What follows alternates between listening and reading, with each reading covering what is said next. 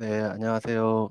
SSA 팀의 장민준입니다. 오늘은 지금은 카프카 시대라는 주제로 브라운백 세션을 진행하려고 합니다. 어, 최근에 이제 카프카에 대한 옵티와 요구사항들이 좀 많이 들어오고 있는 것도 사실이고, 그런데 이제 오늘 세션에서는 이 레이어, 이 아키텍처의 히스토리를 좀 살펴보고, 과거에는 어떻게 데이터 레이어가 구성이 되어 있고, 현재는 어떻게 될 것이며, 앞으로는 어떻게 될 것인지, 히스토리, 현재, 미래, 이 부분을 좀 카프카와 함께 이제 보면서 이해해보는 시간을 가져볼까 합니다. 먼저 데이터 레이어 아키텍처의 변화에 대해서 한번 살펴보도록 하겠습니다. 예, 보시는 그림은 이제 레가시 데이터 플랫폼 아키텍처입니다. 기존에 이제 여러 가지 데이터들이 있었죠. 이런 데이터들이 이제 원천 데이터가 있고, 이 원천 데이터에서 파생된 데이터가 있고, 그 데이터가 또 결국에는 서비스의 최종단의 서빙 데이터, 이 최종으로 이제 세 가지의 레이어로 이제 나누어지게 됩니다. 그런데 이런 데이터 레이어의 문제점은 바로 실시간성이 떨어진다. 그러니까 뭐 여러 가지 파생되다 보니까 이런 실시간성이 떨어지고, 또 여기서 데이터 게더링의 주요 기술은 이제 배치잡이죠. 음. 배치잡을 아무리 빨리 한다고 하더라도 실시간성은 아닙니다. 그렇기 때문에 이런 문제점이 발생되고, 결국에 이런 구조를 가지다 보니까 어, 이 데이터에 뭔가 정합성에 문제가 생기거나 이랬을 경우 추적하기가 힘들죠.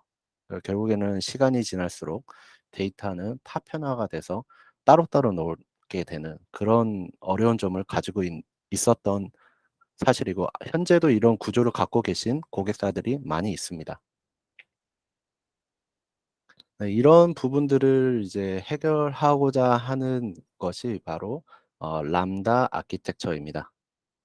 이 람다라는 것은 이제 실시간성을 위한 스피드 레이어를 이제 도입한 사례라고 아키텍처라고 보시면 될 것 같습니다. 그래서 배치 레이어는 배치 잡으로 도는 이제 서비스들은 그대로 두고, 정말 실시간성으로 필요한 데이터 레이어는 이렇게 뭐 ETL이라는 도구를 통해서 스피드 레이어를 이렇게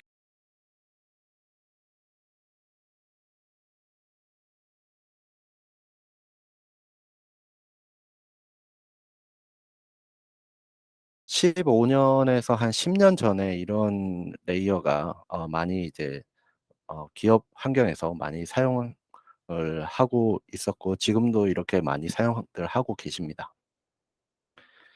하지만 이런 아키텍처에도 이제 어려움이 있는 거는 이제 사실이죠.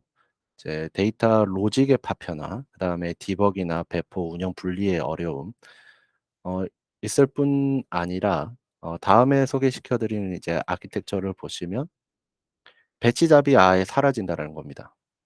고객사에 이제 디스커버리 세션을 이제 가 보면은 어 아니 이렇게 실시간성으로 데이터를 수집을 하는데 배치잡이 필요합니까?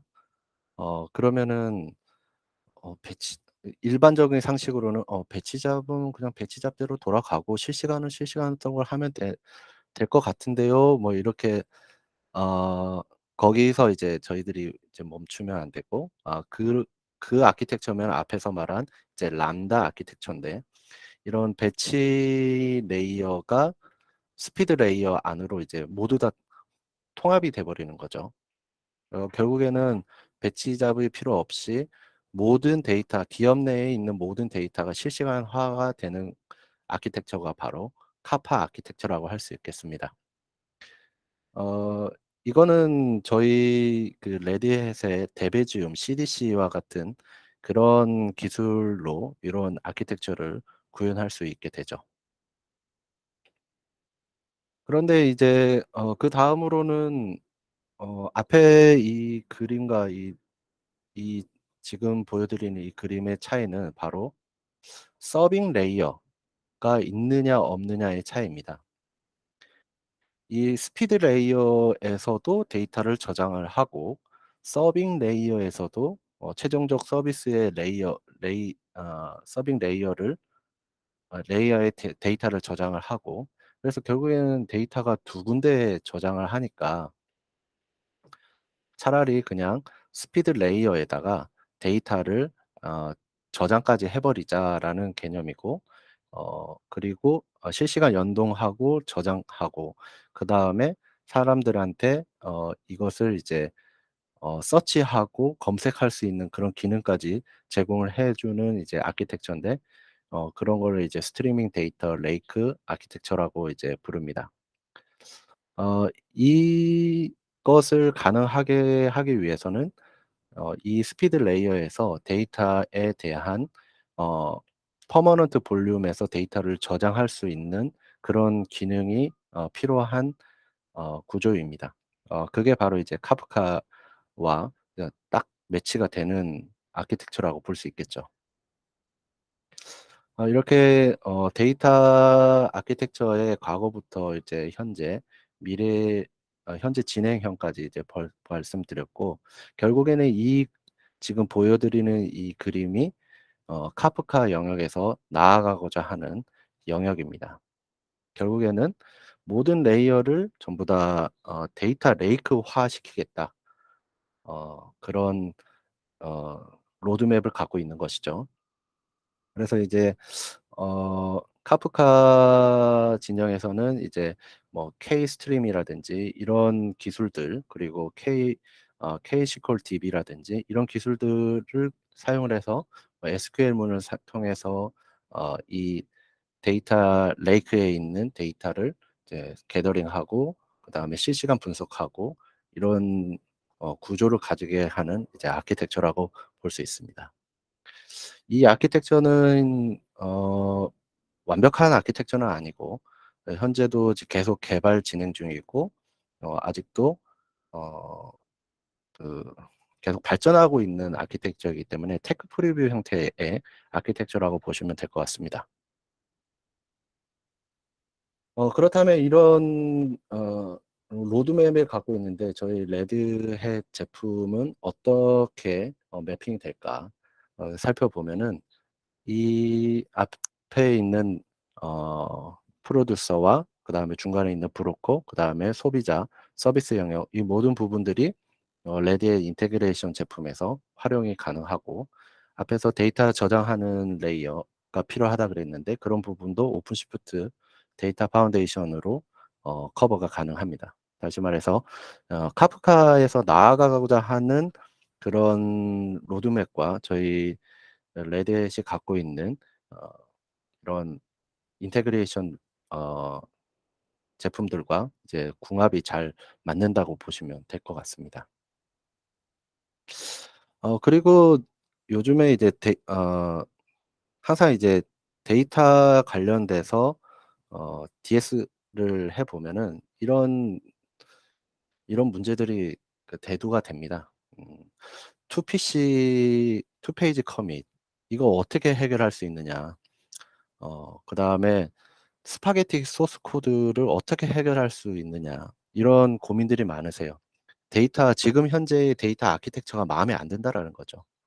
이 데이터 아키텍처 때문에 소스 코드가 막 꼬이고 막 그러는데, 뭐 투피시 커밋 같은 경우는 보시면 이 중간에 이제 코디네이터가 이 트랜잭션들을 관장을 해 줘서, 그래서 왼쪽으로 갈 거냐 오른쪽으로 갈 거냐 이런 식으로 이제 관리를 해 주는 코디네이터인데, 이 효율성이 굉장히 떨어지고, 중간에 하나라도 어 저장이 안 되고 하면 롤백을 해 버려야 되는 그런 상황이 발생을 하죠. 그리고 이 스파게티 소스라고 제가 말씀을 드렸는데, 이제 어떤 그 고객사를 가 보면 이 바운더리가 이 A부터 D까지 이게 시리얼적으로 업무가 순차적으로 일어나요. 근데 중간에 만일 이 C가 만일에 이제 폴트가 났다. 그러면 A, B 전부 다 롤백을 해야 되는 거죠. 이렇게 되다 보니까 그 서비스가 A 왔다 B 갔다 하는 이런 그런 트랜잭션이 막 꼬여 있는 그런 소스 코드들을 이제 해체를 하고 싶다라는 그런 피처들이 되게 많은데, 그런 요구 사항들을 해결할 수 있는 그런 아키텍처들도 과거에서부터 굉장히 많이 연구가 되어 왔습니다. 병렬 뭐 파이프라인 아키텍처, listen to yourself 아키텍처 뭐 이런 형태의 아키텍처들이 있는데, 롤백을 안 하기 위해서는 이 이벤트 스토어라고 하는 중간에 이런 이벤트 스토어를 통해서 중간에 트랜잭션을 잠깐 이제 상태값을 저장을 해 놓는 그런 피처들이 필요합니다.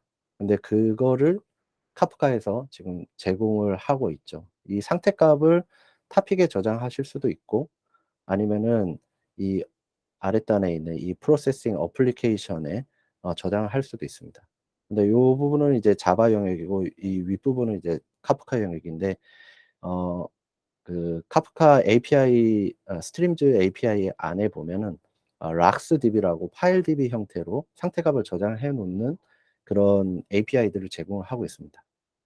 그래서 이 앞단에서부터 끝에까지 그 트랜잭션이 이루어지다가 뒷단에서 이제 끊기게 되면 처음부터 다시 하는 게 아니라, 이 락스DB에 저장되어 있는 이벤트 상태값부터 이렇게 트랜잭션을 다시 시작할 수가 있는 거죠.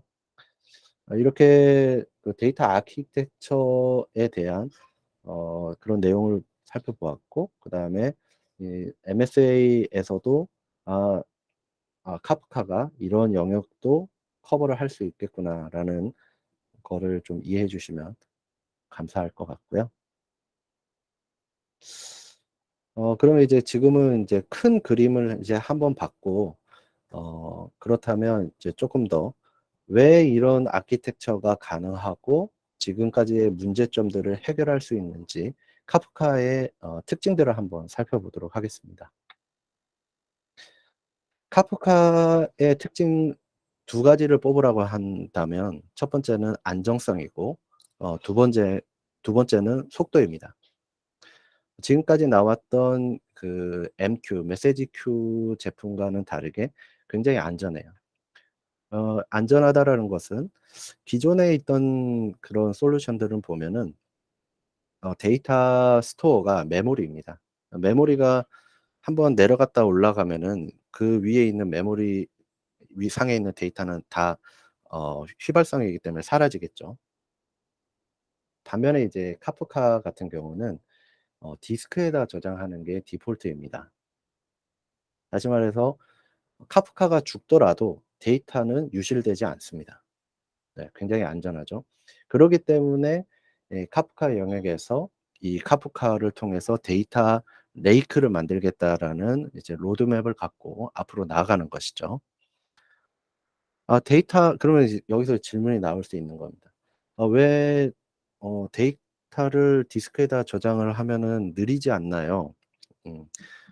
당연히 느릴 수는 있지만, 이 카프카 어떻게 저장을 하냐면, 그것을 이제 디스크에 쓰기 전에 이제 페이지 캐시 상태로 먼저 1차적으로 저장을 하게 되어 있습니다.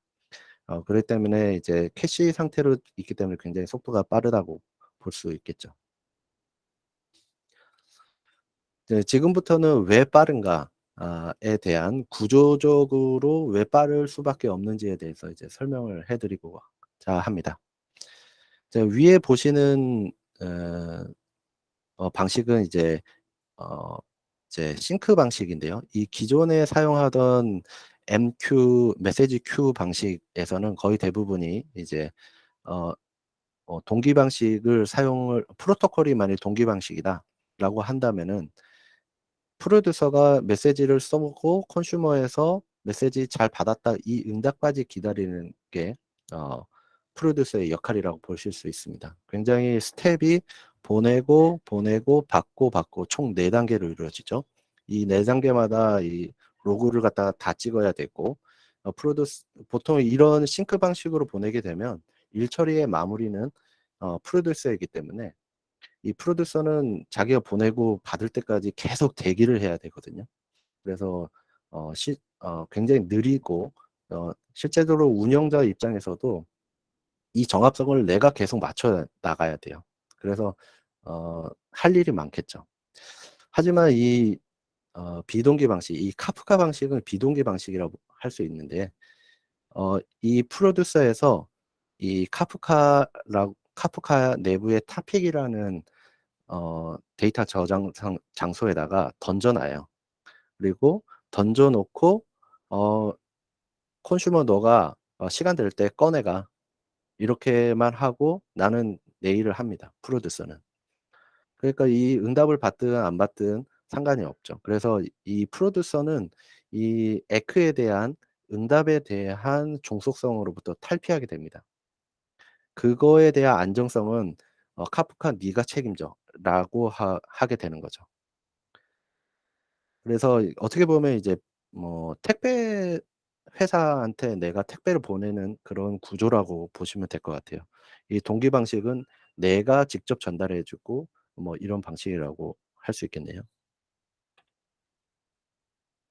근데 이제 프로듀서가 이제 카프카에 메시지를 보내고 보내는데도 그 전략들을 가질 수가 있습니다.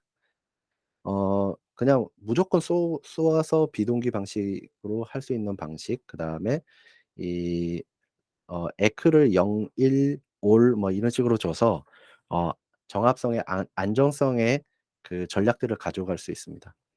설령 이 에크 5를 한다고 하더라도 컨슈머까지는 이제 에크를 기다리지 않기 때문에 동기 방식보다 훨씬 더 빠른 성능을 가질 수가 있습니다. 지금 말씀드린 개념은 파티션이라는 개념입니다. 이 파티션이라는 개념은 카프카에서 가장 중요한 개념이라고 할 수 있겠습니다. 만일에 이제 메시지를 4 개를 보낸다. 그 한 개의 메시지당 1 초의 시간이 걸린다고 소요했을 때 왼쪽에서 보시는 방식은 총 4 초라는 시간이 걸릴 겁니다. 하지만 이 파티션이라는 개념을 적용시키면 이런 식으로 파이프라인을 4 개를 둘 수가 있습니다. 그러면은 4 개의 메시지를 그냥 1초 만에 보낼 수 있는 거죠. 다시 말해서 파티션을 가지고 가면은 그거에 곱하기 파티션 넘버링만큼 속도를 향상을 시킬 수가 있습니다. 이 부분은 이제 보내는 쪽 영역이고, 이제 받는 쪽 영역에서도 컨슈머가 이 파티션에 1대1 매칭이 되게 되면은 파티션 수만큼 속도가 빨리 당겨올 수 있겠죠. 그래서 기존에 이제 이 파티션이 이제 한 개일 경우에 만일 컨슈머가 여러 명이다. 그때는 이제 컨슈머 슬로우 현상이 이제 발생을 하는데, 이렇게 분산화 시키면 굉장히 속도를 향상을 시킬 수가 있게 됩니다. 이것뿐만 아니라 컨슈머 그룹이라는 개념이 있는데, 이 그룹 만일에 이제 기업에서 어떤 데이터를 A라는 부서에다가 전달을 해 줬어요. 근데 옆에 있는 B 부서가 그 데이터를 "나도 주세요."라고 어 프로듀서한테 요청을 하면 "아 그거 A한테 줬으니까 A한테 받아." 그러면은 이제 또 여러 가지 막 이제 파이프라인들이 막 꼬이겠죠. 하지만 이 컨슈머 그룹을 사용하게 되면 그 그룹별로 동일한 데이터를 다시 땡겨 갈 수 있습니다. 그러니까 파 파티션을 적용하고 그룹을 또 적용하게 되면 기하급수적으로 속도가 향상이 될 수 있겠죠. 이렇게 이제 카프카의 아키텍처를 좀 보고 왜 그런 데이터 레이어가 가능할 수 있게 됐는지에 대해서 좀 살펴봤고요. 그렇다면 전통적인 이런 MQ 방식, 그리고 카프카 방식에 대해서 조금 더 디테일하게 이제 보도록 해 보도록 하겠습니다. 어 이 전통적인 MQ로는 저희 레드햇이 갖고 있는 제품은 이제 액티브 MQ입니다. 이 액티브 MQ 같은 경우는 예전에는 이 데이터의 정합성을 갖다가 어 보내는 사람 받는 사람이 그거를 갖다가 어 하기보다는 이 중간에 있는 브로커한테 많은 영역을 요청을 많이 했었습니다. 그러다 보니 브로커는 그냥 스토어 역할만 해야 되는데 거기서 뭐 재처리를 한다든지 메시지를 쏘아 준다든지 뭐 에크를 어떻게 한다든지 뭐 그런 일들이 굉장히 많았어요. 그래서 브로커가 굉장히 스마트해졌고 그 그만큼 이제 컨슈머들은 이제 편하게 됐죠. 하지만 카프카는 이러지 말고 그 역할은 브로커 스토어용 브로커는 그냥 저장만 제대로 해 주고 빠르게 어 데이터를 전송할 수 있는 파이프라인을 구성해 주고 그런 피처들만 제공을 해 주는 게 맞다. 그래서 그런 식으로 접근한 게 바로 이제 카프카라고 보시면 될 것 같습니다. 그래서 저는 그것을 이제 좀 '어떻게 요약을 할까?' 생각을 한 게 기존의 전통적인 MQ는 심플 컨슈머 스마트 브로커 그다음에 카프카는 심플 브로커 스마트 컨슈머 이런 식으로 요약을 해 봤습니다. 다음은 디테일한 이제 비교 장표인데요. 이거를 다 설명드리기에는 좀 하고 근데 제가 하고 싶은 말은 업무의 요건에 맞춰서 카프카가 적용이 돼야 되고 어떤 데는 액티브 MQ가 제공이 되어야 된다는 겁니다. 어 만일에 트랜잭션의 요구 사항이 있다. 이거는 절대로 변경할 수 없다. 설령 카프카가 그거를 서포트해 줄 수 있는 어떤 피처를 제공하더라도 우리는 이 어플리케이션을 버릴 수 없다라고 했을 경우에는 AMQ, 액티브 MQ를 제공하는 게 맞습니다. 그리고 메시지의 어떤 전달 보장이라든지 이런 피처가 100% 완벽하게 되어야 된다라고 한다면은 에크가 강화되어 있는 액티브 MQ를 제공하는 게 맞습니다. 그리고 메시지가 카프카 같은 경우는 메시지 순서가 섞일 수가 있어요.